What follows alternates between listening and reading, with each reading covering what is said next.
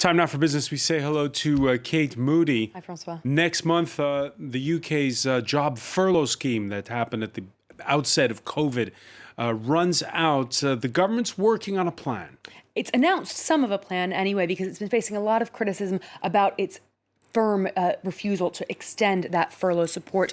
Instead, it has now said it will be topping up the paychecks of those working fewer hours for a period of 6 months, but only for jobs that are deemed viable. Luke Shrego explains. Preventing mass layoffs and protecting jobs needed in a post-pandemic economy. That's the thrust of the British government's new support measures as the end of its furlough scheme moves closer next month. It is better that our support is targeted on and focused on supporting viable jobs in our economy, and that means a new approach. The government will directly support the wages of people in work, giving businesses who face depressed demand the option of keeping employees in a job on shorter hours rather than making them redundant. It applies to anyone working at least a third of their normal hours. They'll be paid as normal for what they work, with the government and the employer stepping in to pay a third each of what remains unpaid. It means employees should get a little over 3/4 of their pre-pandemic paychecks. By comparison, the government's currently paying 80% of the wages of anyone on its furlough scheme, something it considers isn't sustainable in the long term.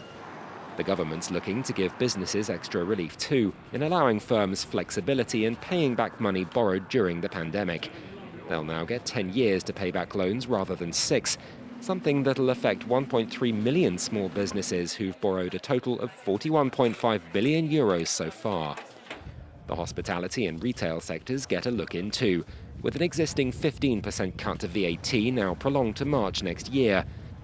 The UK's current unemployment stands at about 4.1%. However, even as it scrambles to shore up its pandemic economy, the UK is still facing a joblessness rise of 7% by next year, as those not covered by the new measures ultimately face the prospect of losing their jobs. In the U.S., meanwhile, the number of people seeking jobless benefits increased last week, underscoring concerns about the U.S. labor market. 870,000 new claims were recorded. That's just slightly higher than the previous week, sharply lower than the March peak of near 7 million, but still well above pre-pandemic levels. Continuing claims stand around 13 million, with the official unemployment rate in August at 8.4%.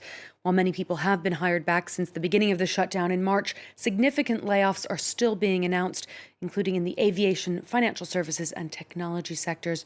More generous unemployment benefits have expired, and Congress appears unlikely to pass another stimulus plan before the November elections.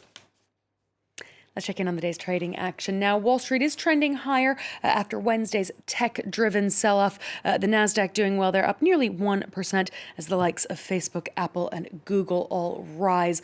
Mixed economic data coming out for the U.S. as those jobless numbers rose. We also saw U.S. home sales rising more than expected in August. The major European indices have closed lower, the FTSE 100 losing over 1%, despite those new support measures for the British economy. The CAC 40 down 0.9% here in Paris.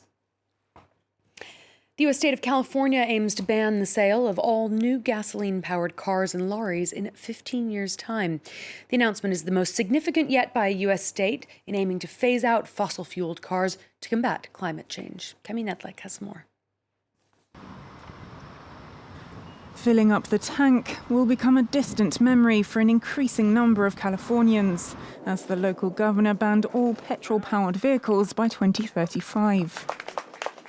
We will move forward to green and decarbonize our vehicle fleet here in the state of California. The new rule will cut greenhouse gas emissions by 35%. 1 in 10 new vehicles in the United States is bought in California, so the ban will have a big impact on the auto industry. But car makers warn that more needs to be done to bolster consumer demand, as right now, less than 10% of new vehicles are electric. But if prices catch up, that could all change.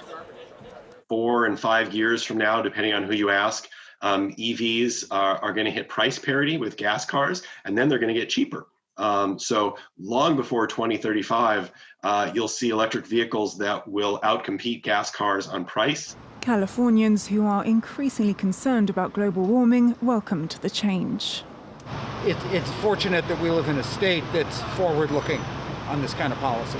But those who can't afford an eco-friendly upgrade won't be left out in the cold, as the second-hand market for petrol cars will be allowed to continue as before. California will be the first state in America to introduce such a ban, which could trigger other states to follow suit.